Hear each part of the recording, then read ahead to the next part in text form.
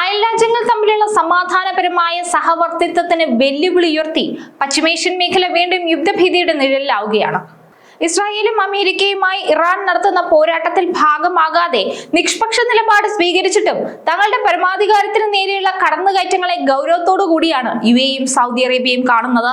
സ്വന്തം മണ്ണും ആകാശവും യുദ്ധത്തിനായി വിട്ടു നൽകില്ല എന്ന ഉറച്ച തീരുമാനത്തിൽ ഗൾഫ് രാജ്യങ്ങൾ ഉറച്ചു നിൽക്കുമ്പോഴും ഇറാൻ നടത്തുന്ന മിസൈൽ ഡ്രോൺ ആക്രമണങ്ങൾ മേഖലയിലെ ജനജീവിതത്തെയും സുരക്ഷയും ഒരുപോലെ ബാധിക്കുന്നുണ്ട്.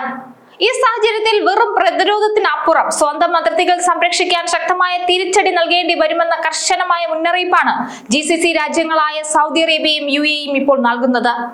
കുറച്ചു ദിവസമായി ഉയരുന്ന ഒരു ചോദ്യമാണ് ഇറാനെ UAEയും സൗദി അറേബ്യയും ചേർന്ന് ആക്രമിക്കുമോ എന്ന്. അതിനുള്ള പ്രധാന കാരണം ഇറാൻ ഈ രാജ്യങ്ങളിലെ അമേരിക്കൻ സൈനിക താവളങ്ങളിലേക്ക് പലതവണ ആക്രമണം നടത്തി. ഇതിനെതിരെ പ്രതിരോധിക്കാൻ UAEയും സൗദി അറേബ്യയും ഇറാനെ തിരിച്ചാക്രമിക്കുമോ എന്ന ചോദ്യം ശക്തമായി നേരത്തെ തന്നെ ഉയർന്നിരുന്നു. എന്നാൽ ഇപ്പോൾ ഇറാൻ ആക്രമണങ്ങൾക്ക് ഗൾഫ് രാജ്യങ്ങൾ തിരിച്ചടി നൽകുമെന്ന സൂചനയാണ് പുറത്തു വരുന്നത്. പ്രത്യേകിച്ച് UAEയും സൗദി അറേബ്യയും നേരത്തെ തന്നെ അമേരിക്കയുടെ GCC രാജ്യങ്ങൾ ഇറാനെ ആക്രമിക്കരുതെന്ന് ആവശ്യപ്പെട്ടിരുന്നു. അങ്ങനെ ആക്രമിക്കപ്പെട്ടാൽ തങ്ങളുടെ രാജ്യങ്ങളിലെ അമേരിക്കയുടെ സൈനിക ബേസ് ഇറാൻ ആക്രമിക്കാനുള്ള സാധ്യതയെക്കുറിച്ച് അമേരിക്കയോട് വ്യക്തമാക്കുകയും ചെയ്തിരുന്നതാണ്. അവസാനം GCC രാജ്യങ്ങൾ പറഞ്ഞ പോലെ തന്നെ സംഭവിച്ചു. പക്ഷേ അമേരിക്ക ഇതൊന്നും ചെവിക്കൊണ്ടില്ല. അമേരിക്കയും ഇസ്രായേലും ചേർന്ന് ഇറാനെതിരെ നടത്തുന്ന ആക്രമണങ്ങളിൽ ഗൾഫ് രാജ്യങ്ങൾ പങ്കാളികളല്ല. ആക്രമണത്തിന്റെ സാധ്യത അന്തരീക്ഷത്തിൽ ഉയർന്നപ്പോൾ തന്നെ ഗൾഫ് രാജ്യങ്ങളുടെ വ്യോമ കര ജലപാതകൾ ഇറാനെ ആക്രമിക്കാൻ വിട്ടു നൽകില്ല എന്ന നിലപാട് ഭരണാധികാരികൾ നേരത്തെ സ്വീകരിച്ചിരുന്നു.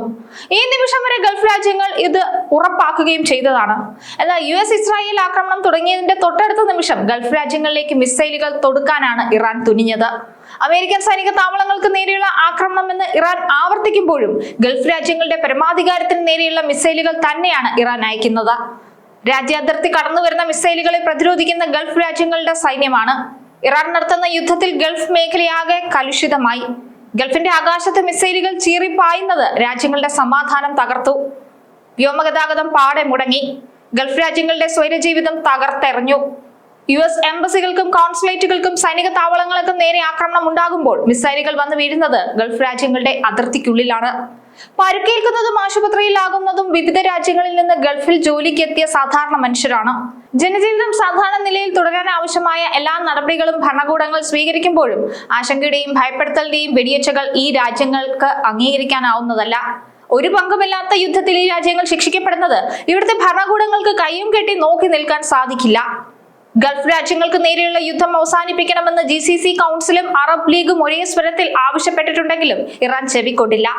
ഈ സാഹചര്യത്തിലാണ് ഇനി ചെറുത്തുനിൽപ്പ് മാത്രം മതിയോ എന്ന ചോദ്യം ഉയരുന്നത്. സ്വന്തം വ്യോമപാതം നൽകില്ലെന്ന തീരുമാനത്തിൽ നിന്ന് ഗൾഫ് രാജ്യങ്ങൾ പിന്മാറിയാൽ ഇറാൻ അതിരൂക്ഷ ആക്രമണം നേരിടേണ്ടി വരും. സ്വയം പ്രതിരോധത്തിന്റെ ഭാഗമായി അമേരിക്കൻ സേനയ്ക്ക് യുദ്ധം ചെയ്യാൻ ഗൾഫ് രാജ്യങ്ങളുടെ സൗകര്യങ്ങൾ തുറന്നുകൊടുക്കാനുള്ള ആലോചന വിവിധ തലങ്ങളിൽ നടക്കുന്നുണ്ട്. ഇറാന്റെ ആക്രമണങ്ങളെ ചെറുക്കുക എന്ന നിലപാടിൽ ഇതുവരെ മാറ്റം വരുത്തിയിട്ടില്ലെന്നും തുടർന്നും അങ്ങനെ തന്നെയാകുമെന്നും ഉറപ്പിക്കാൻ കഴിയില്ലെന്നും UAE പറഞ്ഞു വെക്കുന്നുണ്ട്. ഇതിനോടകം 1000-ലേറെ തവണ ഇറാന്റെ ആയുധങ്ങൾ UAEക്ക് നേരെ വന്നു. അമേരിക്ക നടത്തുന്ന ഈ യുദ്ധത്തിൽ UAE പങ്കാളിയല്ല. ഈ രാജ്യത്തിന്റെ മണ്ണോ ആകാശമോ സമുദ്രമോ ആക്രമണത്തിനായി തുറന്നു നൽകിയിട്ടില്ല. നല്ല അയൽബന്ധത്തിലും സമാധാനത്തിലും വിശ്വസിക്കുന്നത് കൊണ്ടാണിത്. എന്നാൽ ഈ രാജ്യത്തിന് നേരെ ആക്രമണം ഉണ്ടാകുമ്പോൾ സ്വയം പ്രതിരോധിക്കാനുള്ള എല്ലാ അവകാശവും UAEക്കുണ്ട്. ഈ അവകാശം രാജ്യാന്തര നിയമത്തിലും ഐക്യരാഷ്ട്ര സംഘടനയുടെ ചട്ടങ്ങളിലും വ്യക്തമാക്കിയിട്ടുണ്ടെന്നും UAE പറഞ്ഞു വെക്കുകയാണ്. ഗൾഫ് രാജ്യങ്ങളുടെ അതിർത്തിക്കുള്ളിൽ നടത്തുന്ന മിസൈൽ യുദ്ധം അമേരിക്കയ്ക്ക് നേരെയുള്ളതാണെന്ന ന്യായീകരണം ഇനി ഇറാൻ പറയരുതെന്നാണ് സൗദി കിരീടാവകാശി മുഹമ്മദ് ബിൻ സൽമാൻ സൂചിപ്പിച്ചത്. രാജ്യത്തിന്റെ ഒരു സൗകര്യവും ഇറാനെ ആക്രമിക്കാനായി വിട്ടു നൽകിയിട്ടില്ല. എന്നിട്ടും സൗദിയുടെ പരമാധികാരത്തിന് നേരെയാണ് ഇറാൻ മിസൈലുകളും ഡ്രോണുകളും വർഷിക്കുന്നത്. ഇതിന് തിരിച്ചടി നൽകാനുള്ള എല്ലാ അവകാശവും സൗദിക്കുണ്ടെന്ന് സൗദി അറേബ്യയും പറഞ്ഞു വെക്കുകയാണ്. ഗൾഫിലെ അമേരിക്കൻ നയതന്ത്ര കാര്യാലയങ്ങൾക്ക് നേരെ ആക്രമണം കഴിഞ്ഞ സ്ഥിതിക്ക് ഇറാന്റെ ഭാഗത്തു നിന്ന് അയവുണ്ടാകുമോ എന്നാണ് ഇപ്പോൾ ഗൾഫ് രാജ്യങ്ങൾ ഉറ്റുനോക്കുന്നത്. സമാധാനത്തിന്റെ പാതയിൽ വിശ്വസിക്കുന്ന UAEയും സൗദിയും യുദ്ധത്തിലേക്ക് വലിച്ചിഴക്കപ്പെടാൻ ആഗ്രഹിക്കുന്നില്ലെങ്കിലും രാജ്യത്തിന്റെ സുരക്ഷയുടെ കാര്യത്തിൽ വിട്ടുവീഴ്ചയില്ലെന്ന് വ്യക്തമാക്കിയിട്ടുണ്ട്.